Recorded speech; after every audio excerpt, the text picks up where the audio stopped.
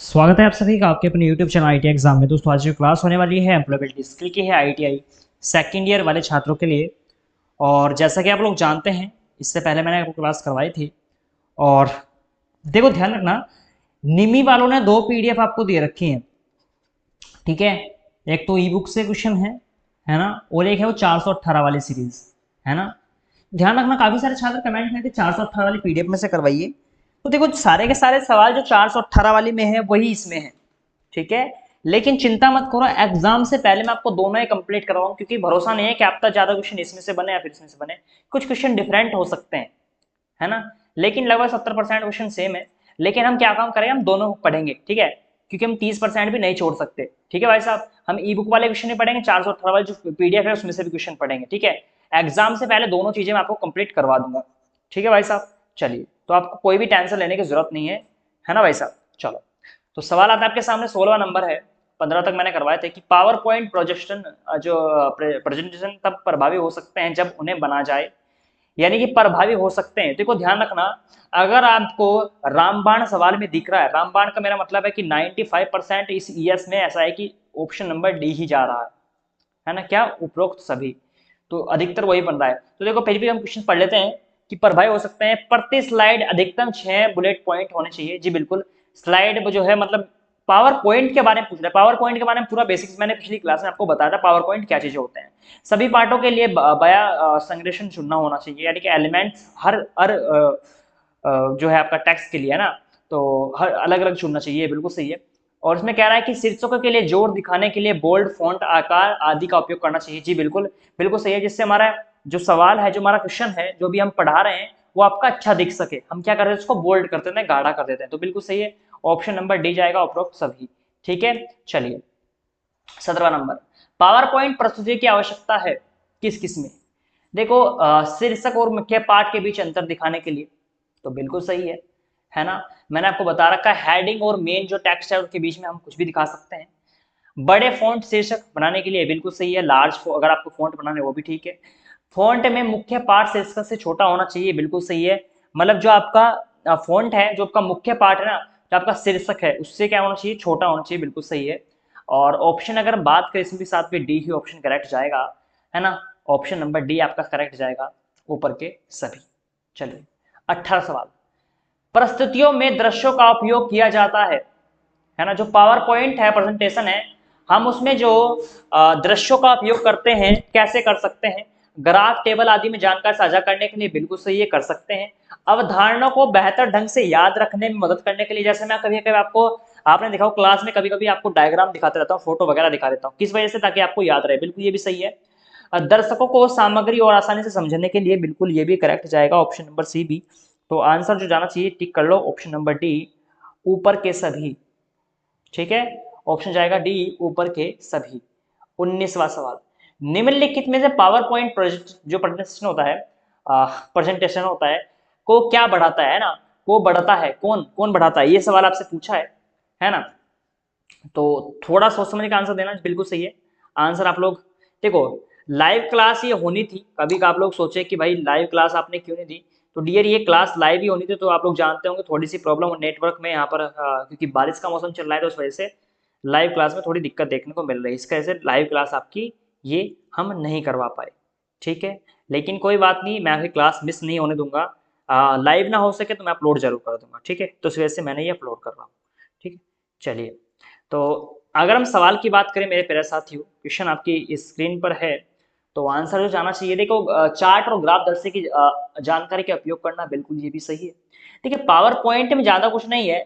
Power point में जितना आप घुसते चले जाओगे, जितना आप प्रैक्टिकल समझोगे, उतना ही आपके लिए बिल्कुल सही है।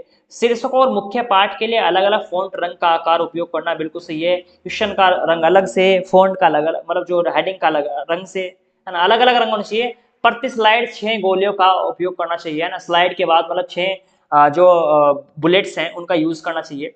जो छोटी छोटी होते हैं ना, कि कभी यहाँ पर मैंने बुलेट्स लगा दी, कभी स्टार लगा दिया, इस प्रकार की बात हो रही है। तो ऑप्शन नंबर जो है भैया यहाँ पर डी ऑप्शन आपका चला जाएगा, करेक्ट, ठीक है। जैसे यहाँ पर अभी जैसे डी के बाद ये बिंदु सा लगा है ना, बिंदु सा लग रहा है यहाँ पर डी के बाद, एक ऑप्शन में इस प्रकार की बात हो सकती है इसमें, ठीक है। चलिए, तो डी ऑप्शन आपका इसमें करेक्ट चला जाएगा। अगला सवाल, इसमें शायद ऑप्शन नंबर वो नहीं है। देखो ध्यान रखना इसमें, देखो अब सवाल कुछ और बन चुके हैं दूसरे पॉइंट के, कि हम इंटरनेट पर कई फाइलें बनाते हैं, उनका उपयोग करते और साझा करने के लिए कुछ फाइलें का प्रकार है। देखिए सपोज करो आपको इंटरनेट पर कोई भी आपको चीज़ भेजनी है, तो आप क्या चीज़ भेज सकते हो, ऑडियो वीडियो फाइल भेज सकते हो 100%, वर्ड और पीडीएफ वगैरह भेज सकते हो, आप फाइलें वगैरह जैसे फोटो वगैरह फाइलें पीडीएफ वगैरह भेज सकते हो, जैसे आप लोग मंगाते रहते हो व्हाट्सएप पे मुझसे कि सर पीडीएफ भेज दो, यहाँ पर मैं कहता हूँ भाई डाउनलोड कर लो। तस्वीरें और अपनी फोटो वगैरह पिक वगैरह, भाई पिक तो सभी भेजते होंगे ना, है ना, कोई अपनी सेल्फी भेज देता है, देखो मेरा चेहरा कैसा है ना, तो इस प्रकार से अपनी छवियां भेजते रहते हैं, इमेज वगैरह भेजते हैं, तो बिल्कुल सही है, ये भी बिल्कुल सही है, ऊपर के सभी, है ना। आप इंटरनेट पर कुछ भी यहाँ पर भेज सकते हैं। क्लियर है। 22वां सवाल, सवाल है जब हम किसी वर्ड फाइल को पीडीएफ में बदलने का प्रयास करते हैं तो उसे हम क्या कहते हैं। आपको क्या काम करना है, जो आपका वर्ड होता है ना, वर्ड, है ना, जो आपका वर्ड फाइल, देखिए आपका एक तो पावर पॉइंट होता है ना, एक होता है आपका वर्ड, है ना, एक होता है आपका एक्सेल, है ना, ये तीन चीजें ही तो होती हैं जो मेन चीज हैं।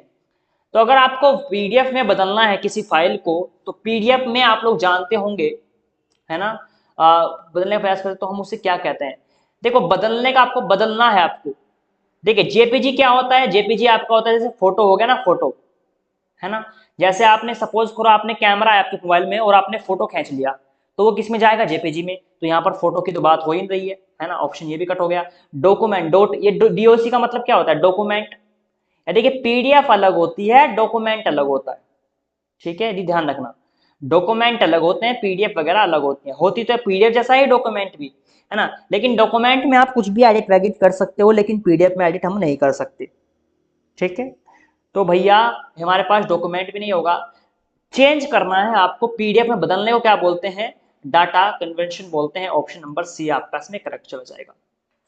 23वां नंबर सवाल है कि एमएस ऑफिस में डेटा को विभिन्न स्वरूपों में संग्रहित किया जा सकता है, कैसे।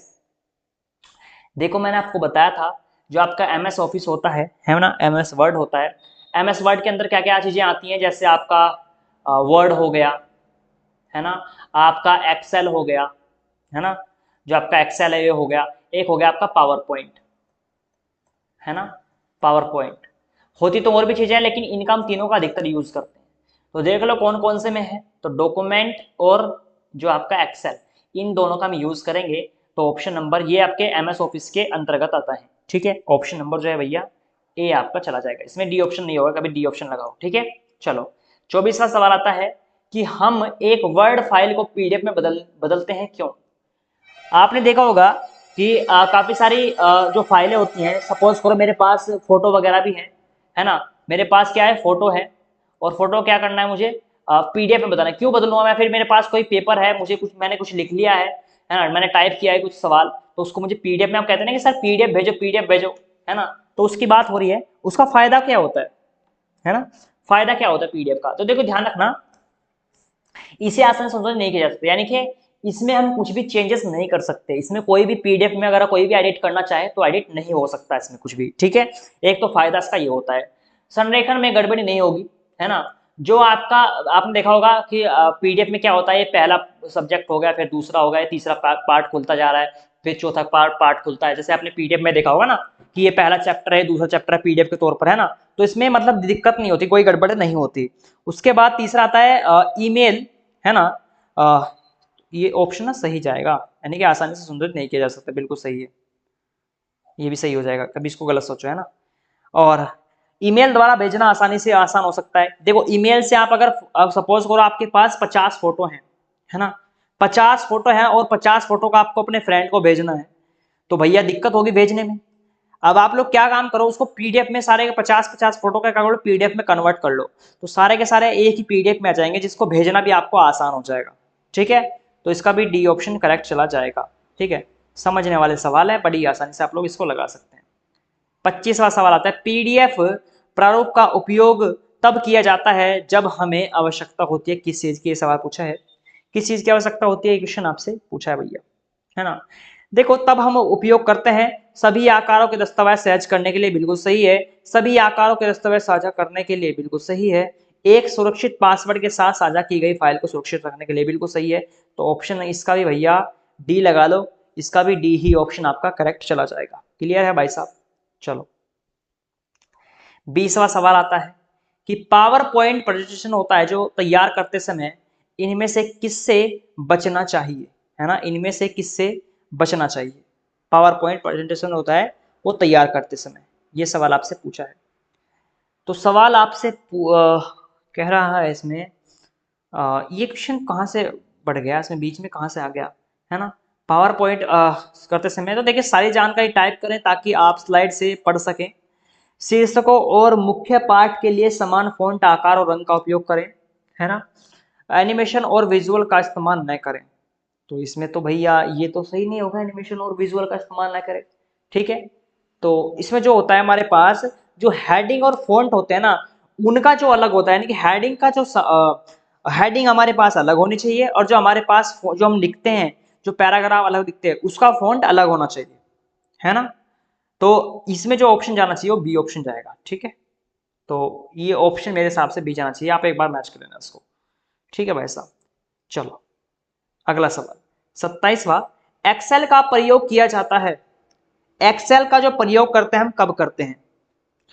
तो मैंने आपको बताया था एक्सेल का, देखो कोई भी एक्सेल फाइल होती है पीडीएफ में आप कन्वर्ट कर सकते हो वैसे तो अगर हम ऑप्शन के हिसाब से चलेंगे तो विभिन्न कार्यों के साथ जो स्प्रेडशीट बनाए रखने के लिए बिल्कुल सही है। ऑप्शन नंबर जो भी आपने देखा होगा बैंकिंग के जो काम होते हैं ज्यादातर एक्सेल में ही होते हैं, है ना। एक्सेल फाइल में जो अधिकतर जो है आपके बैंकिंग के काम आपके होते हैं, ठीक है। और ये भी किसके अंतर्गत आता है, पावर पॉइंट के अंतर्गत ये आता है, ठीक है। चलो सवाल आता है 28वां कि वर्ड फाइल को ऑनलाइन पीडीएफ में बदलने के लिए सही क्रम कौन सा है। यदि आपको वर्ड फाइल है आपके पास, उसको आपको कन्वर्ट करके, है ना, किस में बदलना है, पीडीएफ में बदलना है, तो आप सबसे पहला कदम क्या उठाओगे। तो देखो सबसे पहले तो जो हमारे पास पीडीएफ कन्वर्टर के लिए एक वर्ड फाइल चुनेंगे, सबसे पहले क्या चुनेंगे, वो फाइल चुनेंगे, है ना। चुनना, चुनना क्या, फाइल को, फाइल चुनना ऐसा लिख सकते हो। उसके बाद जो आता है हमारे पास, फिर हम जो करेंगे वर्ड फाइल को पीडीएफ में बदलेंगे, यानी कि इंटरनेट पर साइट मतलब जो है चयन करेंगे, यानी कि उसको चुनेंगे, यानी कि एक किस्म, चलो मैं ऑप्शन के साथ चलता हूँ।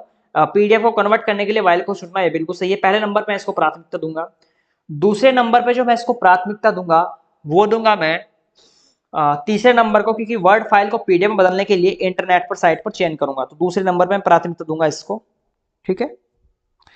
तीसरे नंबर पे जो प्राथमिकता दूंगा भाई साहब वो दूंगा ऑप्शन नंबर बी को, ठीक है।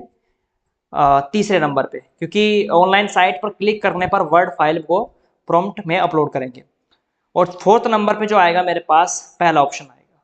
तो इस हिसाब से बात करें तो इसमें बी ऑप्शन सही बैठ रहा है, तो बी ऑप्शन आप इसमें लगा सकते हो, तब आप अपनी फाइल को कन्वर्ट कर सकते हो। करके देखना, कोई दिक्कत की बात नहीं, प्रैक्टिकल आप करके देख सकते हो। वे कौन सी फाइल है जिन्हें ऑनलाइन पीडीएफ में बदला जा सकता है।